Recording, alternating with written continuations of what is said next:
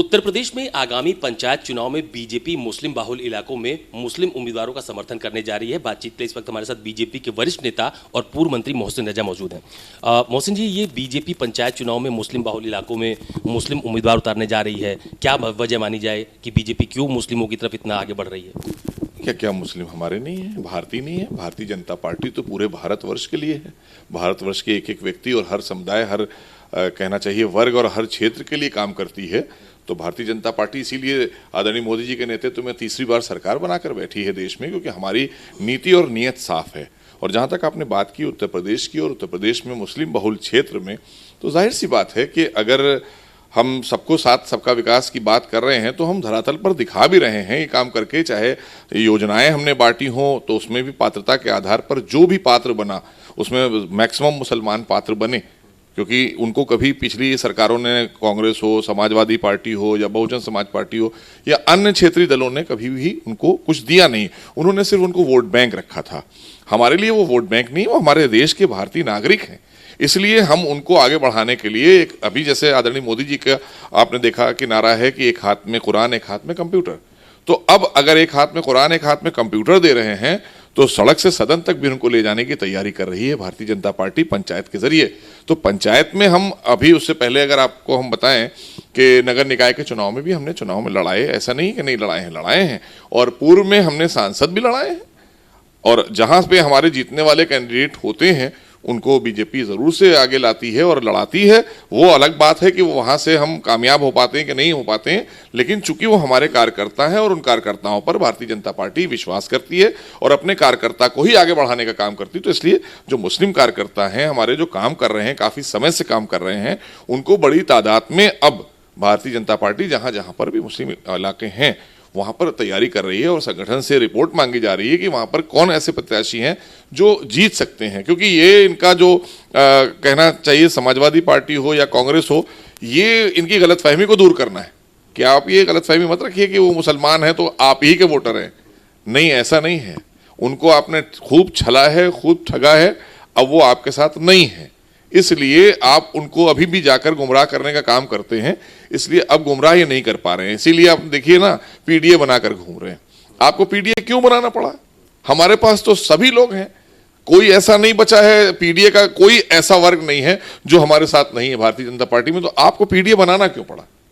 वो है वहां एमवाई फैक्टर लेकर चलते हैं। अरे भाई, सबको लेकर चलिए ना, कि आप खाली एक ही जाति या एक समुदाय को लेकर अपना सारे राजनीति करेंगे। हम तो देश हित में राजनीति करते हैं, देश के लोगों के लिए, उनके विकास के लिए, तो इसलिए सबको लेकर चलना होता है। अच्छा, कहा यह भी जा रहा है कि मुस्लिम बाहुल इलाकों में बीजेपी को काफी दिक्कत होती है, तो इसलिए पंचायत चुनाव में भागीदारी दी जा रही है, उनका समर्थन किया जाएगा ताकि उसका फायदा आने वाले लोकसभा चुनाव और विधानसभा के चुनाव में बीजेपी को मिल सके। देखिए, बीजेपी को दिक्कत कहीं नहीं होती है, ये अपने आप में एक परसेप्शन विपक्ष बनाता है।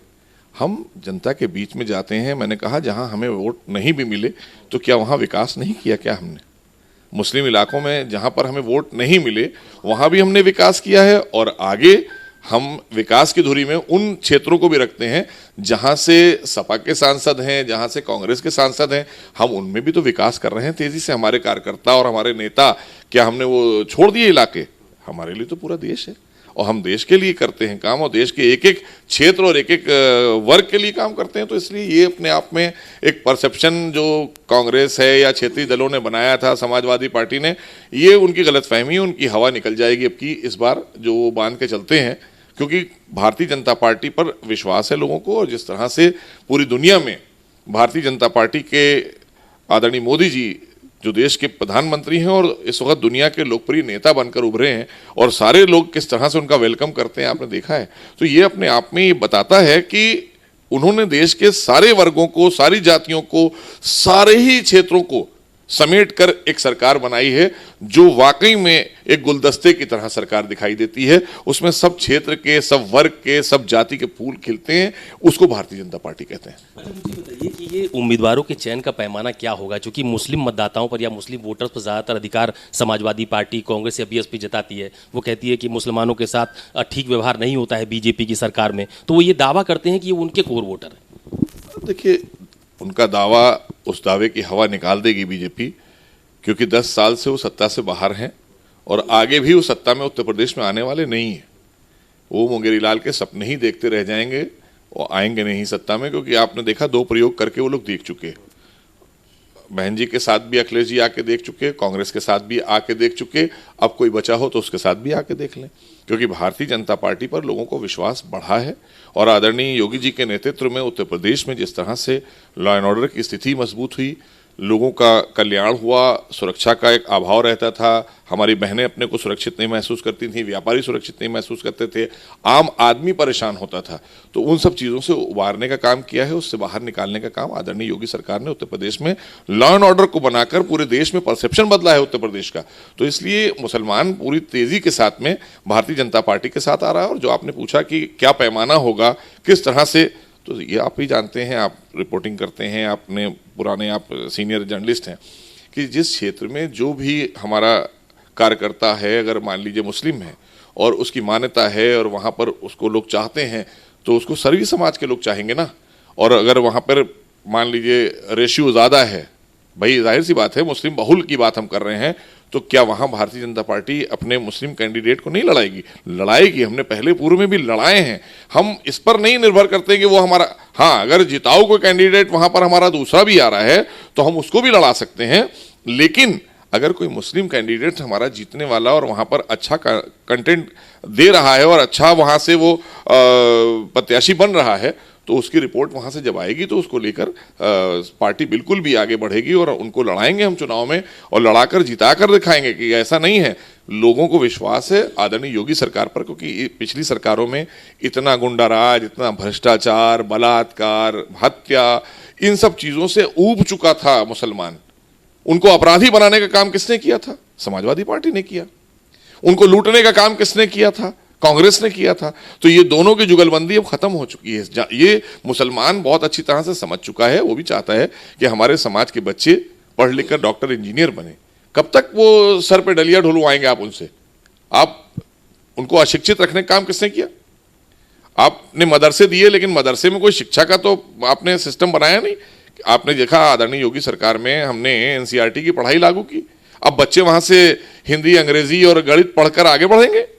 तो इसलिए हमने एक अवसर दिया ना कि धार्मिक शिक्षा के साथ साथ सामाजिक शिक्षा, मॉडर्न एजुकेशन भी लें और वो मुख्य धारा से जुड़े। यही हमारे देश के प्रधानमंत्री चाहते हैं, यही आदरणीय योगी जी भी चाहते हैं। अच्छा, अखिलेश यादव जी ने कहा कि इस समय प्रदेश में अलग तरह का राजनीतिक खेल चल रहा है। अब बड़े बड़े वादे भी इस समय अखिलेश यादव कर रहे हैं। अभी उन्होंने कांवड़ यात्रा को लेकर कहा कि अगर उत्तर प्रदेश में समाजवादी पार्टी की सरकार बनी तो कांवड़ कॉरिडोर बनाएंगे उनके लिए अलग से, चूंकि यूपी सरकार कांवड़ियों के लिए कुछ नहीं करती है। आज उन्होंने कहा कि 2027 में सरकार बनी तो आउटसोर्सिंग की व्यवस्था ही खत्म कर देंगे, सबको नियमित करने की बात कह रहे हैं वो। मैंने कहा कि ये सब बातें कल्पनीय हैं। अब उन्हें ना सत्ता में आना है और ना ही वो सिर्फ अपनी, हर नेता अपनी दुकान बचाने के लिए इस तरह की बयानबाजी कर रहा है। क्योंकि आज वो कॉरिडोर बनाने की बात कर रहे हैं, पहले सुरक्षा व्यवस्था आप देते नहीं थे। पहले आप एक धर्म, एक विशेष धर्म के लिए काम करते थे, आपने धर्मार्थ मंत्रालय ही खत्म कर दिया था। तो ये किसने किया था? ये तो समाजवादी पार्टी ने किया था। तो आप जब धर्मार्थ मंत्रालय खत्म कर देंगे तो अयोध्या, काशी और मथुरा कैसे जो है वहां पर विकास होगा? और वहाँ के दर्शनार्थ जो दर्शन करने के लिए श्रद्धालु जाते हैं या हमारे जो कांवड़ लेकर भाई जा रहे हैं और इतनी बड़ी यात्रा पर निकलते हैं, तो उनके लिए कभी कोई व्यवस्था तो आपने की नहीं थी। आप तो घूम के कहीं भी जाते थे तो खजूर खाने जाया करते थे। आप खाली रोज़ा अफ्तार पार्टी के अलावा आप तो जानते नहीं थे कि अयोध्या, काशी, मथुरा भी कोई जगह है। आप तो इनको आराध्य मानते नहीं थे। अगर मानते होते तो आज इस स्थिति में थोड़ी पड़े होते। तो हम तो सबका ध्यान रखते हैं, हमने कोई काम ऐसा किया ही नहीं।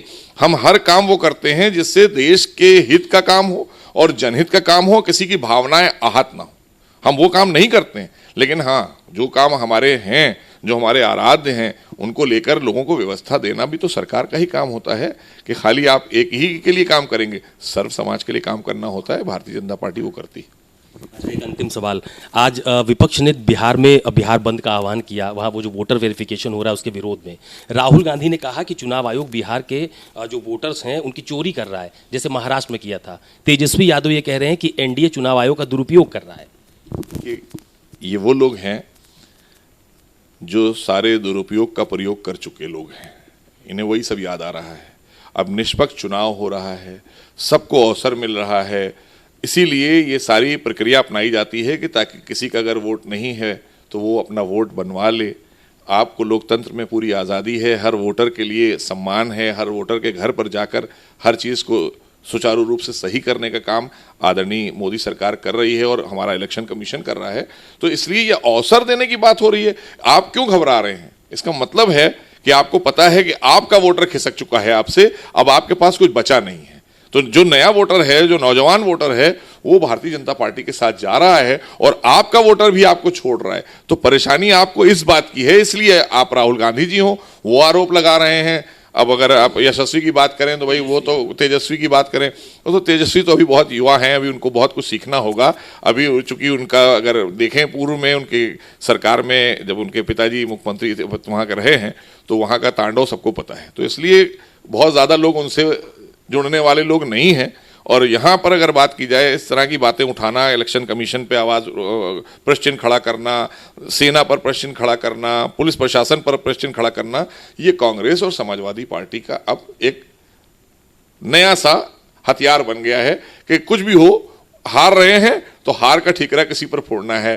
पहले अब अभी हारेंगे तो वो अभी वोटर लिस्ट की बात आ रही है, फिर ईवीएम लेकर आ जाएंगे। तो कोई चीज़ पर रुको भाई, कहीं तो रुको, अपना आकलन करो, चिंतन करो कि आखिर जनता ने आपको छोड़ा क्यों, और जनता ने आपको इतने साल रखा था तो आपने जनता को दिया क्या? ना देश के लिए आपने कुछ किया, ना जनहित के लिए कुछ किया। तो जाहिर सी बात है, अगर आप व्यक्तिगत अपने लिए करेंगे तो आपको जनता छोड़ देगी। बहुत धन्यवाद हमसे बात करने के लिए। उत्तर प्रदेश में बीजेपी के वरिष्ठ नेता और पूर्व मंत्री मोहसिन रजा है, जिनका साफ तौर पर यह कहना है कि बिहार विधानसभा चुनाव में बीजेपी भारी मतों से चुनाव जीतने जा रही है। और जहां तक उत्तर प्रदेश के पंचायत चुनाव का सवाल है तो उत्तर प्रदेश के पंचायत चुनाव में भी बीजेपी मुस्लिम उम्मीदवारों को समर्थन करेगी, क्योंकि पार्टी के लिए सभी वर्ग और सभी जाति एक ही है। कैमरा पर्सन मिंटू सिंह के साथ अशोक तिवारी, लखनऊ, न्यूज़ 24।